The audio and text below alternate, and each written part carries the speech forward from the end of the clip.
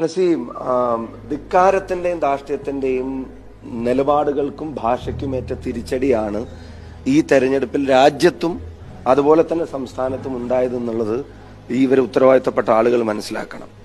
അത് ധിക്കാരം ഹിന്ദിയിൽ പറഞ്ഞാലും മലയാളത്തിൽ പറഞ്ഞാലും ധിക്കാരം തന്നെയാണ്. അത് യുപിയിലെ ജനങ്ങൾ ചോദ്യം ചെയ്തതുപോലെ, അത് മഹാരാഷ്ട്രയിലെ ജനങ്ങൾ ചോദ്യം ചെയ്തതുപോലെ കേരളത്തിലെ ജനങ്ങളും ചോദ്യം ചെയ്തിരിക്കുകയാണ്.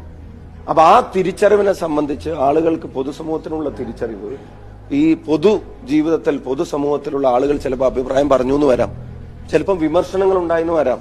ഒരു മോശപ്പെട്ട വാക്കും ഉപയോഗിക്കാത്ത ഒരു പുനർവിചിന്തനത്തിന് ആദർശപരമായി ഞാൻ ഇപ്പോഴും ഇടതുപക്ഷത്താണെന്ന് പറയാൻ മടിയില്ലാത്തൊരു തിരുമേനി വനിതാ മതിലിൽ ഉൾപ്പെടെ പങ്കെടുത്ത് അവരുടെ അത്തരം ഇനീഷ്യേറ്റീവ്സിന് ഐക്യദാർഢ്യം പ്രഖ്യാപിച്ചിട്ടുള്ളതാണെന്ന് ഞാൻ ഓർക്കുന്നു. ആ ഒരു തിരുമേനി പറഞ്ഞൊരു അഭിപ്രായ വ്യത്യാസത്തിൽ നേരെ വിവരദോഷത്തിന്റെ ടാഗ് അവിടെ കൊണ്ടുപോയി കെട്ടാൻ ശ്രമിക്കുന്നതാണ്